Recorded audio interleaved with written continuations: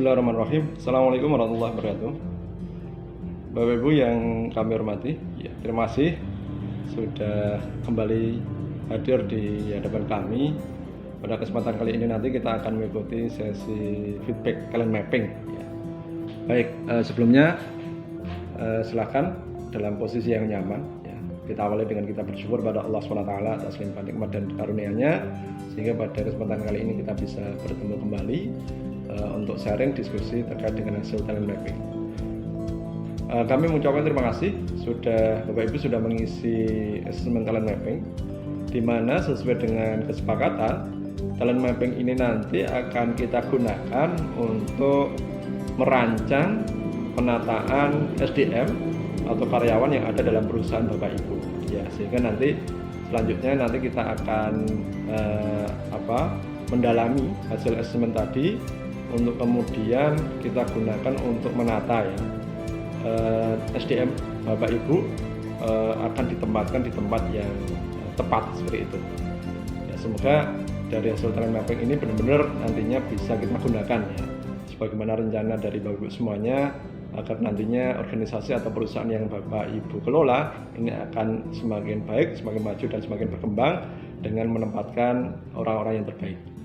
The right man in the right job, seperti itu ya, sesuai dengan rencana ya, begitu ya Bapak Ibu ya. Baik, sebelum lebih lanjut Bapak Ibu yang kami hormati, kami akan menjelaskan terkait dengan talent mapping ini sendiri ya, sehingga nanti harapannya sebelum nanti masuk di sesi feedback yang lebih detail, Bapak Ibu lebih memahami sebenarnya talent mapping ini seperti apa sih kan gitu. Baik, kami jelaskan Bapak Ibu. Jadi terkait dengan talent mapping, talent mapping itu adalah sebuah asesmen kepribadian yang dirancang untuk menggambarkan pola berpikir, merasa, dan berperilaku yang produktif di setiap individu. Yang nantinya dari hasil itu dapat digunakan untuk memaksimalkan kinerja, ya, utamanya dalam beraktivitas dan berperan seperti itu. Nah, itu terkait dengan hasil talent mapping. Talent mapping sendiri sebelumnya sudah berasal dari ditemukan oleh Gallup ya, kemudian dirancang hasil penelitian dari berbagai perusahaan terkait dengan efektivitas kinerja dari orang per orang ya, dimana kalau di hasil penelitian itu ternyata sebagian besar manusia itu atau para orang-orang yang beraktivitas itu ternyata bekerja tidak sesuai dengan bakat yang dimilikinya. Maka ketika yang terjadi tidak produktif, tapi ketika dia sudah sesuai dengan bakatnya maka dia akan bekerja dengan lebih produktif seperti itu. Dan kalau di Indonesia talent mapping ini dikembangkan oleh guru kami yaitu Abah Rama Royani. Nah, kemudian dikembangkan menjadi metode yang bisa kita rancang untuk kegiatan apapun ya, termasuk dalam hal merancang organisasi. Secara fungsi, talent mapping sendiri punya dua fungsi ya. Yang pertama secara deskriptif itu tadi menggambarkan ya, pola berpikir, pola merasakan, pola berperilaku yang alami ya, dari setiap individu. Sehingga ini nanti masuk dalam domain bakat. Ya, bakat ini muncul secara unik karena memang ciptaan dari Tuhan Yang Maha Kuasa, sehingga setiap orang akan berbeda-beda. Kemudian kalau yang kedua adalah fungsi secara prediktif. Ya, ini menggambarkan ragam kekuatan yang nanti akan bisa menunjukkan kinerja yang seperti apa yang bisa dilakukan oleh setiap individu, sehingga nanti kita bisa melihat dari prediksi dari hasil talent mapping ini kira-kira seseorang itu layak untuk ditempatkan di tempat yang mana, itu bisa kita lihat dari hasil talent mapping itu sendiri ya. Jadi menarik, talent mapping ini bisa digunakan untuk mengetahui personal dan nanti bisa kita gunakan untuk menempatkan di tempat yang terbaik. Baik Bapak Ibu sekalian, selain talent mapping bisa digunakan untuk merancang aktivitas di perusahaan, ini juga bisa digunakan untuk merancang karir, pendidikan, gitu ya, bahkan untuk membangun keharmonisan dalam rumah tangga. Jadi banyak sih manfaatnya ya, tidak hanya dalam konteks perusahaan saja. Bahkan nanti kalau kita bisa mengasesmen dari setiap karyawan kita, nanti tidak hanya bisa digunakan untuk bekal bekerja saja, tapi juga untuk merencanakan aktivitas yang lainnya. Nah, itu ya secara umum pengertian dari talent mapping. Kemudian dalam hasil assessment itu bisa kita ketahui kalau tadi Bapak Ibu sudah membuka hasil asesmennya. Assessment di sana dijelaskan ada 5 hal yang nanti akan menjelaskan terkait dengan talent mapping itu sendiri. Yang pertama, dari hasil Bapak Ibu mengisi tadi ya, kuesioner atau pernyataan dalam tes assessment tadi, itu kan ada 170 assessment pertanyaan atau pernyataan, dilanjutkan dengan 114 juga pernyataan atau pertanyaan, dan itu setelah dijawab, harapan kami Bapak Ibu sudah menjawab dengan natural ya, dengan nyaman seperti itu, sehingga nanti harapannya hasilnya lebih maksimal. Dari hasil talent mapping itu diketahui ada 5 hal ya. Pertama terkait dengan ada yang berhubungan terkait dengan urutan bakat. Kemudian yang kedua ada peta bakat. Hasil yang ketiga adalah potensi kekuatan. Kemudian yang kelima itu adalah strength cluster map atau peta kekuatan.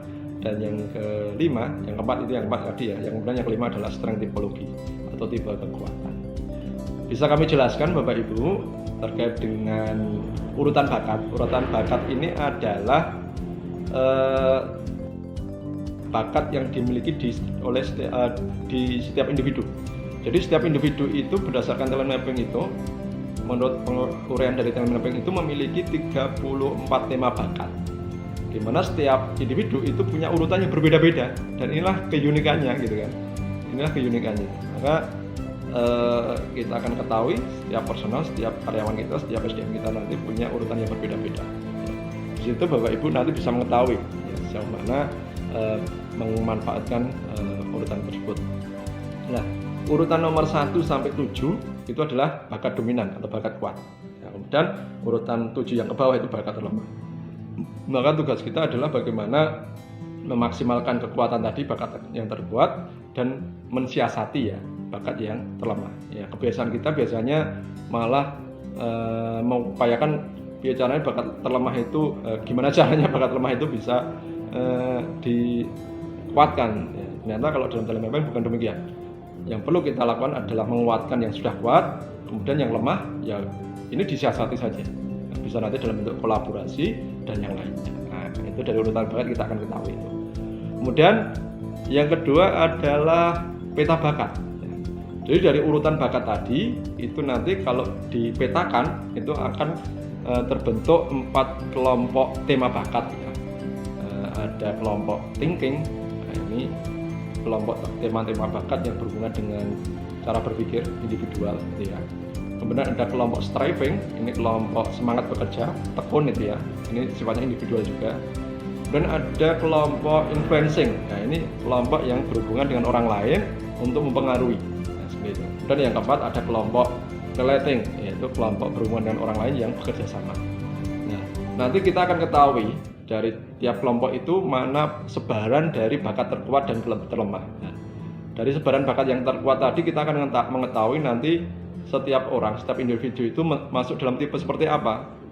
Kalau banyak yang kuat itu di thinking dan striving misalnya, maka dia nanti bisa dikelompokkan orang yang expert gitu ya.